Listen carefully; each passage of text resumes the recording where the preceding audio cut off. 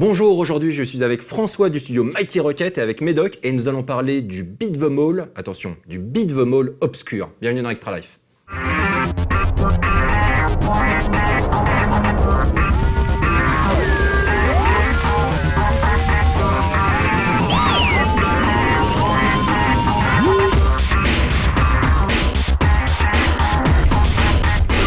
Alors François, tu es un habitué d'Extra Life, tu étais déjà venu dans une précédente émission pour nous parler de Dungeon Twister. À l'époque, tu travaillais pour Hydravision, qui est un studio qui a fermé ses portes il y a quelques temps. Et du coup, maintenant, tu travailles chez Mighty Rocket, qui est un studio qui est composé essentiellement, je crois peut-être même à 100%, d'anciens d'Hydravision. Oui, c'est ça. C'est un nouveau studio qui a été créé il n'y a pas longtemps. On est une dizaine de personnes et en fait, c'est un studio qui est né sur les cendres d'Hydravision. Voilà. Donc on a décidé, quand Hydravision a fermé, que c'était trop bête d'arrêter comme ça, de se séparer, parce qu'on était vraiment une équipe, on aimait bien travailler ensemble. Et on a décidé de recréer un studio. Et c'est Mighty Rocket Studio. Voilà. Okay. Alors pourquoi Mighty Rocket? Est-ce que c'est un rapport avec les Rocket Jump? Pourquoi Mighty Rocket? Écoute, trouver un nom de studio, c'est toujours super délicat. On est passé par des tonnes de noms, comme ça, on avait des listes sur le tableau. À la fin, ça devait soit s'appeler, on avait fait une shortlist comme ça, et à la fin, on avait retenu Ninja Pies, et puis au moment de se dire, tu vois, Tortue Ninja, tu vois, Ninja Pies. Et puis on s'est dit, bon alors, Ninja Pies, et puis finalement, ça plaisait pas du tout, et il y a quelqu'un qui a dit, Mighty Rocket, et c'est devenu Mighty Rocket. Donc tu vois, c'est... Et pourquoi il n'y a pas de raison particulière, ça sonne bien. Il n'y a pas de raison particulière, si ce n'est la drogue, peut-être, pour se pointer avec des noms comme alors, ça. Écoute, je préfère pas trop me souvenir de comment c'est arrivé sur Mighty Rocket, mais voilà, c'est Mighty Rocket. Okay. Et du coup, le studio s'est également s'est forgé autour d'un projet qui était obscur, qui était déjà en développement au sein d'Hydravision. Ouais, c'est ça. Voilà. Alors, on va resituer un petit peu. Obscur, à la base, c'est du survival horror. C'est sorti en 2004. Sur PlayStation 2 et sur d'autres machines. Xbox à l'époque et PC aussi. Voilà. Et il y a eu un Obscur 2 en 2007 qui est sorti sur PC, PS2, Wii. Il y a eu aussi un Obscur qui est sorti sur PSP un petit peu plus tard. Voilà. Mais là, on était vraiment dans le survival horror. Ouais. Et là, vous avez switché complètement de genre. On a totalement switché. Faire un Beat the Mall. Alors écoute... ça fait longtemps qu'il y avait un projet obscur qui traînait dans les cartons chez Hydravision. Pourquoi? Parce que c'était le jeu qui a lancé Hydravision, donc on s'était dit c'est quand même dommage de le laisser de côté. En plus, toutes les semaines, il y avait des mails de fans qui écrivaient « Alors, pour quand le prochain obscur ?» Donc on s'est dit, il y a un moment, il faut le ressortir des cartons.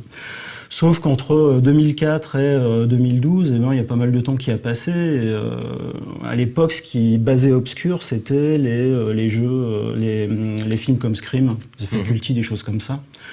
Et puis... les teen movies. Ouais, les teen slashers, ouais, c'est ça. Ouais. Et puis, les survival horror étaient vachement à la mode, les Resident Evil, Silent Hill et compagnie. Quelques années plus tard, on s'est dit, est-ce qu'on refait exactement la même chose ? On a un peu changé, les genres de jeux ont changé, machin, c'est plus trop à la mode, qu'est-ce qu'on va faire? Et puis on s'est dit, voilà, il y a les réseaux, on pense qu'à l'avenir, les jeux seront distribués majoritairement sur des réseaux digitaux, donc on va faire directement un développement pour être distribué sur réseaux digitaux, donc XBLA, PSN, Steam. Et il fallait trouver quelque chose qui collait à ce style de distribution. Donc on n'est plus sur du style cartoon, c'est comme ça qu'on a switché sur du cartoon, et il fallait un fun immédiat, un fun instantané, d'où quelque chose de beaucoup plus action. Et comme ça, tout doucement, au départ on est parti sur, tiens, on va faire un nouvel obscur, et ça a switché tout doucement sur un truc vraiment action, et c'est devenu un beat'em all. Ouais. C'est comme ça que ça a switché, mais tout doucement, tu vois. Et c'est aussi l'équipe qui fait qu'avec les sensibilités différentes, chacun apporte des idées et on est arrivé à un truc qui était plutôt sympa à la fin, quoi. Mais effectivement, ça a du coup plus grand-chose à voir, quoi. Mais il y a quand même des points communs, d'après ce que j'ai compris. Complètement. Donc il y a un petit côté survie. Alors il se situe où exactement? Alors, le petit côté survie, il est que dans les modes de difficulté assez élevés, tu peux avoir moins de munitions, t'as plus de mal. Quand tu te prends un coup, ça fait très très mal. Donc il faut faire attention, il faut gérer tes munitions. Mais les côtés communs, c'est plus qu'on garde l'archétype des étudiants. Donc c'est toujours des étudiants qui se transforment en monstres. Tu as toujours les archétypes des joueurs. Donc tu vas avoir la grosse brute, le quarterback, qui lui est super balèze et qui fait mal quand il frappe au corps à corps. Tu vas avoir la cheerleader, qui est plutôt jolie, machin, tu t'attends pas, et puis elle fait assez mal quand elle frappe aussi. Tu vas retrouver la matière qui s'appelle l'aura noire, qui donne plus de pouvoir aux monstres. Et puis on va retrouver des lieux mythiques comme Leafmore par exemple, c'était le collège où tout a commencé. On va retrouver aussi des personnages qu'il y avait dans les obscurs, mais qui ne sont pas des personnages jouables. D'accord. Voilà. Donc on trouve des similitudes. Est-ce que vous jouez toujours aussi sur l'obscurité, enfin l'ombre justement, parce que ça faisait partie des mécaniques de Game System des anciens, avec les lampes torches, avec la gestion des piles, il me semble. Ah non, ça c'est dans Alan Wake qui gère les piles. C'était pas nous. Mais tu pouvais pas booster ta lampe torche pour. Il y avait un délire de ce style. Alors il y a toujours un personnage, donc lui c'est un nouveau personnage, c'est le geek, qui s'appelle Nathan. Lui, il est basé sur des objets technologiques, et lui, il a toujours sa flashlight, et quand il booste sa flashlight, ça fait des dégâts aux monstres. Ouais. Donc on a gardé un petit aspect comme ça. Ouais. Ça fait un peu Luigi's Mansion 2 aussi. Ouais, tu peux flasher les fantômes comme ça. Et tu peux donner des coups avec ta lampe torche? Tu donnes pas de coups avec ta lampe torche. Non. Est-ce que tu peux nous parler un petit peu donc c'est un nouveau genre pour vous, et donc vous l'avez appréhendé comment? Vous avez joué à plein de vieux beat'em all, comment ça s'est passé? Vous avez été chercher peut-être quelqu'un dont c'était la spécialité ailleurs ou... C'est plus des sensibilités de l'équipe qui font que le jeu a évolué comme ça en fait. Il y a le game designer, lui c'est un grand fan de beat'em all. Okay. On a l'artiste qui est en charge des FX, qui lui est un gros fanat des jeux de baston comme Blaze Blue, des trucs comme ça. Ouais. Donc lui, il a porté toujours sa touche. Ouais, il faut des mouvements très spectaculaires, il faut des gros FX, machin. Et ça a fait une espèce de mayonnaise comme ça qui finalement a donné ce truc-là. Mais c'est vrai qu'en connaissant pas le genre beat'em all, on a pas mal tâtonné au départ et il a fallu redécouvrir des choses comme ça. Et on se disait, tiens, mais pourquoi ça marche pas dans notre jeu? On regardait ce qu'ils faisaient dans les autres beat'em all, on se disait mais ouais, voilà, ils font comme ça, et on a regardé pas mal de choses, ouais, c'est clair. Okay. C'est clair. Alors je crois que dans le jeu, il y a également un petit côté RPG avec un système de progression et de points d'expérience pour les personnages. Ouais. C'est intégré comment dans le jeu et qu'est-ce que ça change exactement? Alors tu peux gagner des points d'aptitude et des points de compétence dans le jeu. Ouais. C'est-à-dire que tes personnages ont chacun des aptitudes particulières. Donc ils sont très spécialisés. Donc tu as la grosse brute qui est basée sur lui ses compétences c'est la force brute. Tu as le geek, qui lui est plus basé sur les explosifs, les objets technologiques. Tu as la cheerleader, qui est plus basée sur l'agilité, les mouvements de danse. Et puis tu as le beau gosse, le bad boy, c'est Sean, lui, il est basé sur les armes à feu. Donc ils ont des aptitudes qui sont spécifiques, que tu peux déclencher en jeu et qui donnent vraiment des super pouvoirs, et que tu peux acheter. Donc entre chaque partie, à chaque fois que tu termines une partie, en fonction de ton score et des objets que tu as récoltés en jeu, tu vas gagner des points de compétence et des points d'aptitude. Tes points de compétence, ça va te permettre de développer, d'acheter justement ces nouvelles aptitudes. Et les points de compétence, d'améliorer ta vie, d'améliorer ta force, ton endurance. Ces choses-là. Et alors j'ai cru comprendre qu'il y avait aussi que les niveaux n'étaient pas linéaires, c'est-à-dire que tu commençais pas à un point... Alors ça c'était important pour nous parce que si tu prends des jeux comme Shank par exemple, tu évolues dans un long corridor et puis tu t'as qu'à suivre le corridor et il se passe rien quoi. Donc nous on voulait... C'est ça. Donc nous ce qu'on voulait faire c'était avoir des grandes maps dans lesquelles tu pourrais emprunter des chemins différents. Et c'était important pour le multijoueur, ça aussi. Parce qu'en multijoueur, c'est vachement intéressant de pouvoir, pour un même objectif, c'est du coopératif, il y a quand même un petit aspect compétitif, où tu peux, c'est bien si tu vas choper l'objet de ton copain avant lui, quoi. Donc on voulait faire des grandes maps non linéaires, et les objectifs sont non linéaires aussi. C'est-à-dire que tu peux t'as une map par exemple, où un scénario où tu vas récupérer des gamins, qui sont dispersés dans un parc d'attractions. Donc il y a le chauffeur de bus qui va t'aider à t'enfuir de cet endroit infesté de monstres, mais il faut que tu récupères d'abord les gamins qui sont encore dispersés. Et donc tu as des objectifs, récupérer Anna et son grand frère, récupérer le gros Willy, machin. Et les joueurs peuvent soit se disperser pour aller chacun remplir un objectif, mais ils sont plus vulnérables, ou alors rester ensemble. Et ils mettront plus de temps à remplir les objectifs, mais ils seront moins vulnérables aux monstres. Ça, en fait, c'est des mécanismes, on a pas mal joué à Left 4 Dead, et c'est des mécanismes qui sont vachement utilisés et qui marchent bien. Et d'ailleurs, le format des scénarios, c'est 30 minutes, on s'est dit, le format Left 4 Dead marche bien.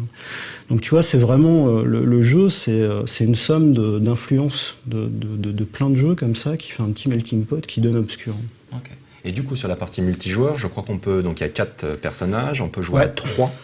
Alors en local comme en ligne. Mode de jeu, tu as le mode solo, tu as le coopératif offline, donc en local, sur la même console, 2 joueurs, et online, 4 joueurs. Non, même écran. Donc on reste sur le même écran. On a un système où en fait, la caméra dézoome quand tu t'écartes, ton joueur peut sortir de l'écran et il respawn dans l'écran au bout de 5 secondes. D'accord, ok.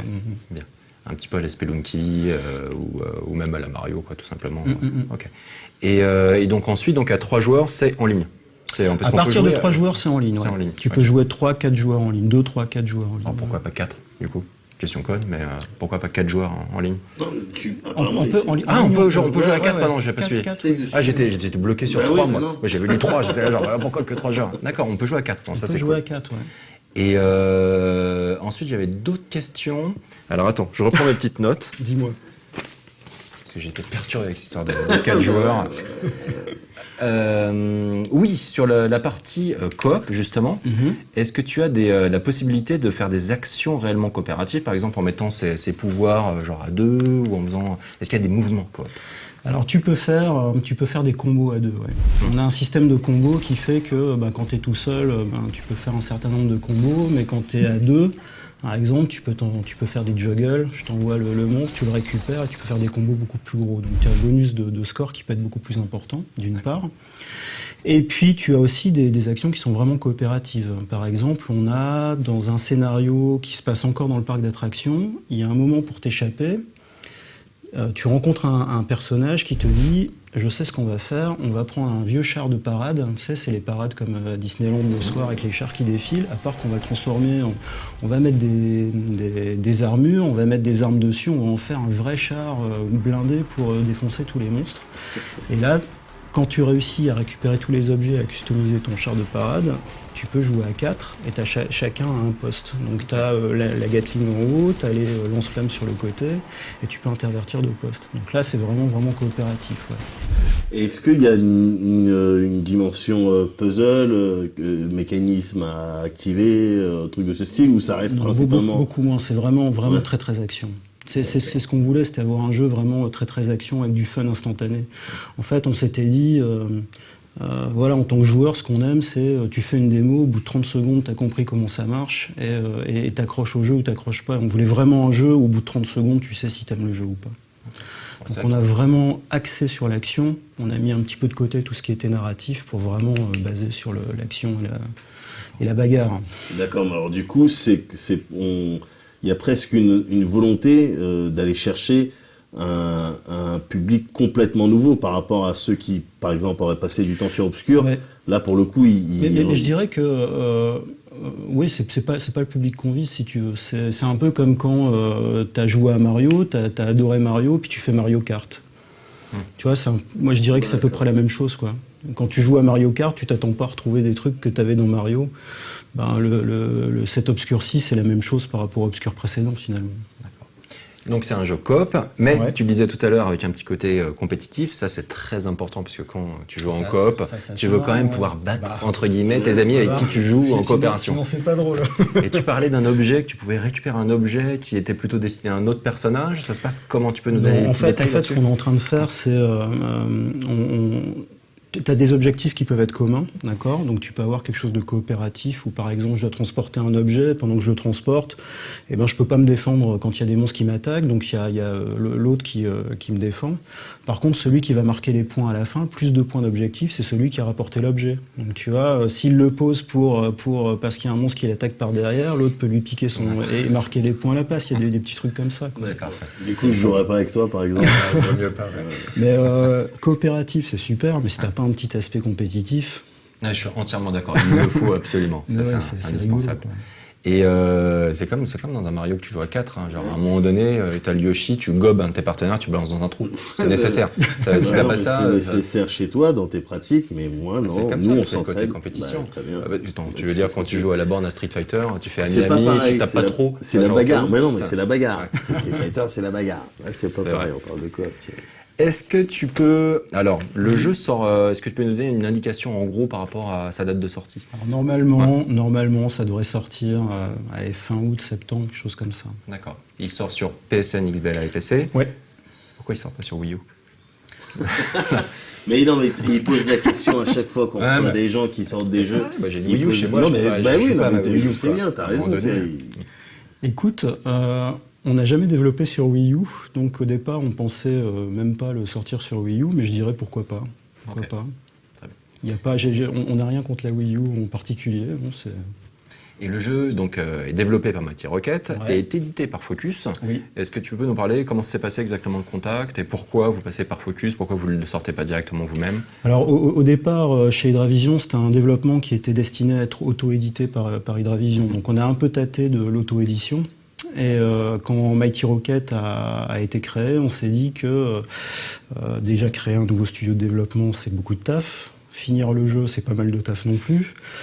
Donc essayer de faire la communication et mettre le jeu en vente, c'est un métier qu'on ne maîtrisait pas du tout. Donc on préférait passer avec des gens qui maîtrisaient le domaine plutôt que de se lancer nous-mêmes en plus dans l'édition, quoi. C'était chacun son boulot, quoi. Ouais, carrément, je comprends. Et puis en ayant tâté un peu de l'édition chez Hydravision, on sait que c'est vraiment un boulot à part entière, quoi. Et globalement, on sait pas faire, voilà, c'est tout. Est-ce que, du coup, en ce moment, il y a pas mal de rumeurs qui courent, comme quoi, bon, on le sait, la PS4 était annoncée, Microsoft va annoncer bientôt sa prochaine console.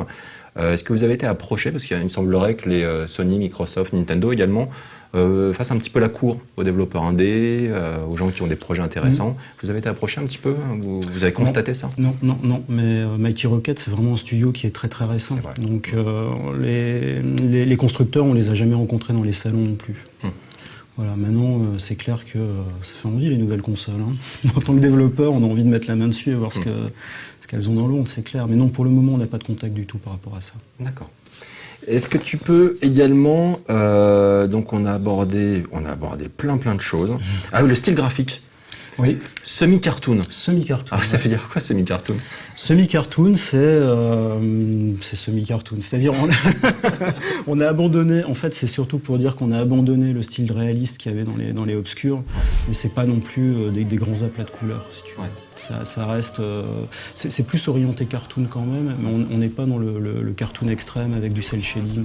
Okay. Tu vois, c'est pas ça, c'est ça semi-cartoon en fait. Parce que le jeu est réalisé en 2D ou en 3D? C'est 3D, mais c'est un gameplay 2D. C'est full 3D, mais c'est un gameplay 2D, c'est un side-scroller. Très bien. Est-ce que c'est un moteur que vous avez développé vous-même? Oui, c'est une technologie qui nous est propre. Et est-ce qu'au moment où vous avez switché donc, de la fermeture d'Hydravision et l'ouverture de Mighty Rocket, vous avez repris exactement le même code, etc. Ou vous avez fait des modifications technologiques, techniques? Ah, ça a évolué depuis quand même un peu, oui, bien sûr. Okay. Et très bien. Est-ce que tu peux nous parler éventuellement des prochains projets? Est-ce que vous avez qu'un seul développement en cours? Est-ce que vous travaillez à côté sur d'autres choses? Vous êtes vraiment concentré sur... On est une dizaine de personnes chez Mighty Rocket. Et là, pour le moment, on est vraiment concentré sur la fin du développement. Ouais. D'accord. On va pas tarder à passer en bêta, donc correction de bugs. Donc il y a une partie de l'équipe qui va pouvoir se libérer pour commencer à des choses, plancher, à prototyper d'autres projets. Mais pour le moment, on est vraiment à fond dessus. Il vous reste quoi en gros à faire Alors là, on est dans la phase alpha, donc on est dans l'amélioration, si tu veux. Le contenu est figé. On fait venir des playtesters chez nous en ce moment pour voir un peu leur avis, parce que quand tu développes un jeu, il y a un moment, tu as tellement le nez dessus qu'il y a des trucs évidents que tu vois plus. Quoi. Et après, quand tu les lis dans les critiques, tu dis bon sang, mais c'est bien sûr, pourquoi on l'a pas fait? Là, ça permet de le savoir avant, c'est toujours beaucoup mieux. Beaucoup mieux. Donc, du coup, tu peux nous donner un exemple de retour que tu as eu à l'occasion d'un playtest? Ouais, c'est des retours... donc on est sur un jeu 2D, d'accord, mais comme les maps sont grandes, c'est pas un seul long couloir, tu peux changer de niveau. Donc on a des escaliers que tu peux prendre ou pas prendre, c'est-à-dire tu passes devant ou tu les empruntes. Donc on a développé une ergonomie où en gros pour prendre l'escalier, tu fais stick bas et B. Et pour le monter, tu fais stick haut et B. Donc c'est des choses qu'on explique dans le tutoriel, mais on se rend compte par exemple que c'est quand le playtester fait le tuto, il le comprend. Quand il est dans le jeu, il a oublié. Voilà, donc c'est un truc qui peut être totalement bloquant parce que du coup tu vas pas où tu veux. Donc le truc tout bête, c'est pour le premier niveau, tu rappelles quand il est près d'un escalier comment tu fais. C'est beaucoup des problèmes d'ergonomie où finalement nous on est tellement habitués à manipuler le jeu qu'on s'en rend plus compte, quoi. Ça me fait penser à une petite anecdote. Ça, c'était le développeur des Retro City Rampage qui, dans le jeu, tu fais un tuto qui t'explique un petit peu les mécaniques globales de jeu. Et puis ensuite, derrière, tu as un deuxième tuto. C'est exactement le même, mais dans un autre contexte, en disant, bon, je sais, personne n'a fait attention au premier tuto, donc on va le refaire. Cette fois-ci, vous êtes attentif, c'est bon. Maintenant, on vous remonte. Et je trouvais ça très drôle parce qu'en effet, a priori, tu vas vite au début, tu veux que ce soit immédiat, etc. Tu prêtes pas toujours attention à certaines choses, et donc il faut réexpliquer. Il faut vraiment que ce soit progressif, en fait, tout doucement. Et ça, c'est vraiment un savoir-faire, un truc à maîtriser. Parce qu'il y en a qui zappent le tuto. Mais alors, si t'aimes bien les tutos originaux, je te conseille celui de Far Cry 3 Blood Dragon. Ouais. Et il est juste excellent. D'accord, Il je est regarderai juste ça. excellent. Voilà, et puis il y a aussi des choses que nous on trouvait sympas et que les testeurs aiment pas du tout, et des trucs qu'on trouvait moyens et qu'ils trouvent géniaux. Donc tu vois, ça permet de se sortir un peu du développement et d'avoir un œil externe sur ce qu'on fait. C'est toujours super intéressant en tout cas. Question très importante également, c'est vaguement avec le côté compétitif. Donc c'est du beat 'em all où tu peux jouer à plusieurs. Est-ce que tu peux mettre des coups à tes partenaires? Parce qu'il y a deux écoles. Sur ce coup-là. Alors, au départ, on était parti là-dessus, ouais. Et puis ça s'est révélé plutôt injouable, plutôt embêtant qu'autre chose, quoi. Donc on l'a mis de côté, ce truc-là. Mais on avait tout de suite pensé à ça, parce qu'on est bien dans l'aspect coopératif, compétitif chez Mighty Rocket. Mais du coup, à cause de parce que j'ai vu donc, le teaser là qui a été lâché récemment, il me semble, le teaser. Oui, le petit teaser, tout à fait. On l'avait eu en exclusivité d'ailleurs, ou une version sans doute un peu plus bêta, au moment de la diffusion de l'Extra Life Dungeon Twister. Avant tout le monde, on avait des images du jeu. Et donc j'ai vu des attaques spéciales, effectivement. Si tu fais du Friendly Fire, ça va devenir chaud. Parce qu'à un moment donné, je voyais un mec qui tirait comme ça, il y avait un petit délire bullet time, il tirait tout autour de lui. Ça part dans tous les sens. Ça gère, tu cries attention chez mon attaque spéciale et tout le monde se planque, qui parfois des partenaires. Est-ce que du coup vous avez envisagé à un moment donné, ou est-ce que c'est peut-être toujours le cas, de faire un vrai petit mode compétitif, genre juste pour le fun, on se fight? Oui, mais ce sera pas dans ce jeu-ci. Ouais. Okay. Ce sera pas dans ce jeu-ci. Bien. Parce que ça demande encore pas mal de boulot particulier par rapport à une chose à la fois. Donc là, en pourcentage de finition aujourd'hui, tu dirais quoi? Vous en êtes à 99%? 95. Ah, quand même, 95. ok, 95. Enfin, disons qu'il y a encore toute la phase de debug, mais niveau contenu, c'est 95. Ouais. Très bien. Eh bien, merci beaucoup d'avoir accepté de participer à cette émission, de nous avoir parlé un petit peu du développement d'Obscure, nous avoir donné plein d'informations sur le jeu. On espère le voir bientôt. Donc tu dis septembre, si tu disais août-septembre, j'espère que ça sortira en août, pour le coup, comme ça on pourra y jouer rapidement. Et puis on se reverra très certainement très bientôt. Et puis on se retrouve tous, nous, bientôt pour un prochain Extra Life. Salut tout le monde.